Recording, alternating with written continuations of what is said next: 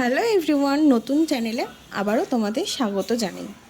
চলো আজ আমি তোমাদের পাবদা মাছের সর্ষে বাটা রেসিপিটা করে দেখাবো।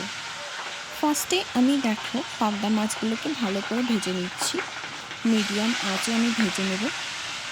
খুব একটা বেশি আঁচে যদি আমি মাছগুলো ভাজি তাহলে পুড়ে যাবে, খেতেও ভালো লাগবে না। আমি মাছগুলোকে বেশ সুন্দর করে ভেজে নিয়েছি।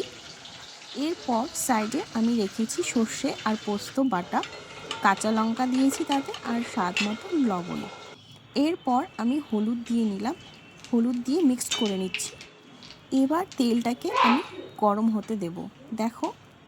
এতে আমি ফোড়ন দিচ্ছি শুকনো লঙ্কা আর কালো জিরে। বেশ গরম হয়ে এসেছিলো, তারপরেই আমি সোমবারটা দিয়েছি। স্মেলটা তাহলে পুরোপুরি বেরিয়ে আসবে। এরপর আমি সর্ষে বাটা আর পোস্ত বাটাটা মিক্সড করে রেখেছিলাম, সেটা দিয়ে দিচ্ছি। এবার এটাকে ভালো মতো কষিয়ে নেব। কষিয়ে নিচ্ছি। তারপর আমি হালকা জল দিয়ে নিয়েছিলাম। এবার মাছগুলো দিয়ে দিয়েছি। অনেকটাই ফুটে এসছে, কাঁচা লঙ্কাও দিয়েছিলাম, বেশ ভালোই লাগে। রেডি পাবদা সর্ষে।